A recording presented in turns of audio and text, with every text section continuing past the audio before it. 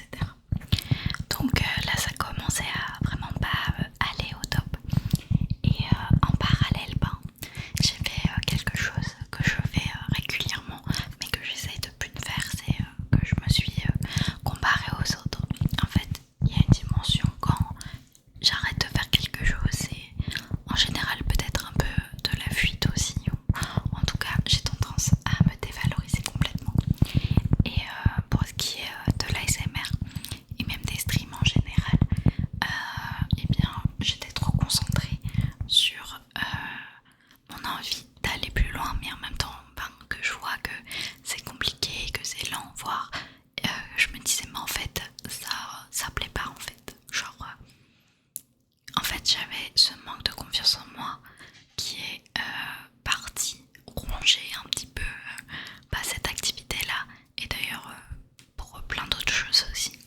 Mais du coup en fait l'anxiété sociale que je pouvais avoir s'est aussi développée sur le stream, dans le sens où je me disais en fait je suis pas drôle, je suis pas fun, je suis pas intelligente. C'est vraiment des choses que je pouvais me dire assez régulièrement. Et du coup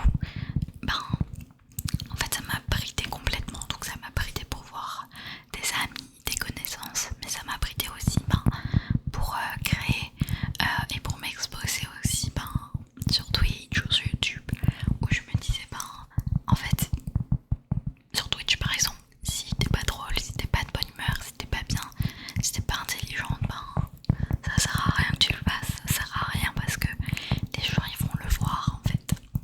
Et du coup je pense que les viewers devaient le voir aussi, et que ça tournait en rond, et que du coup moi ça m'a impacté sur le moral de voir que ça faisait que diminuer. Donc c'était un peu un cercle vicieux comme ça qui s'est installé et qui m'a pesé beaucoup sur le mental à cette époque-là. Difficile le pinceau en même temps que je te papote un petit peu.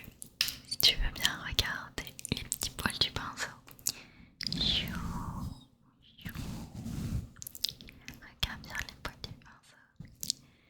Hop, voilà.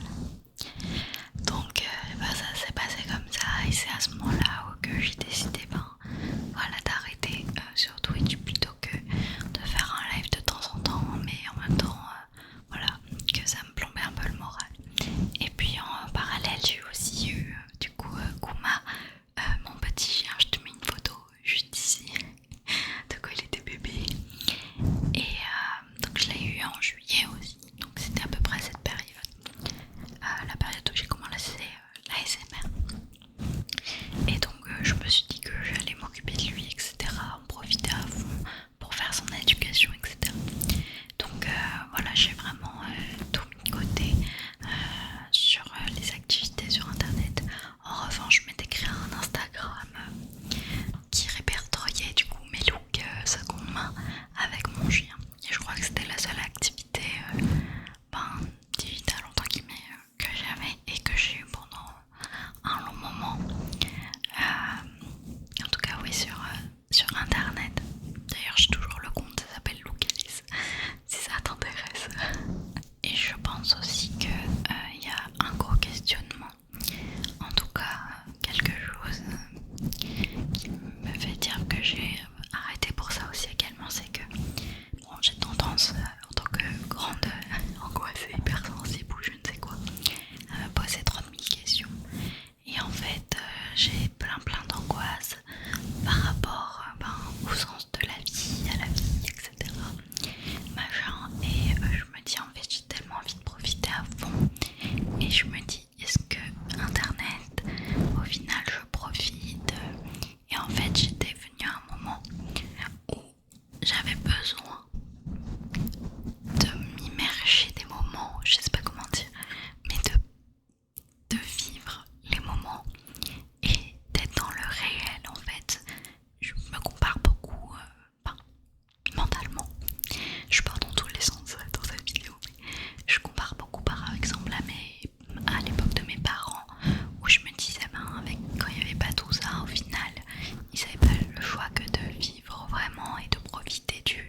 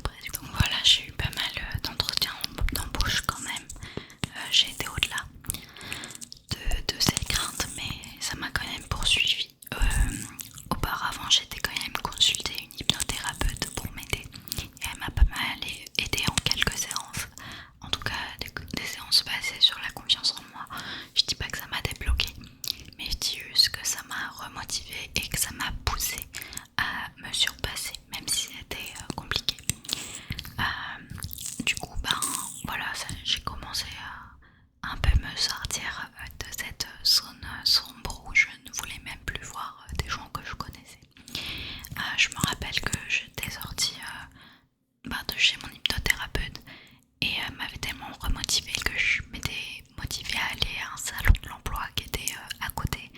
Et j'ai postulé fake à des trucs genre juste pour parler à des gens en fait. Donc je me rappelle que ça m'avait beaucoup aidé et ça m'avait remotivée. Donc à ce moment-là j'étais vraiment en essai de période de recherche d'emploi et ça a duré un petit temps jusqu'au jour où j'ai eu une mission freelance en février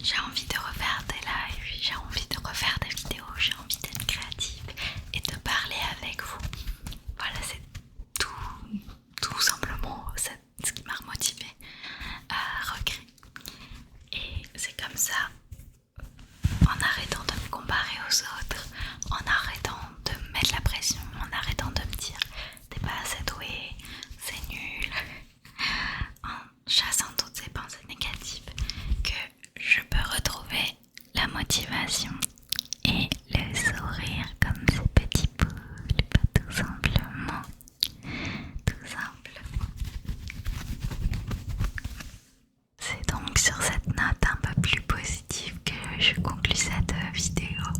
Franchement, je me sens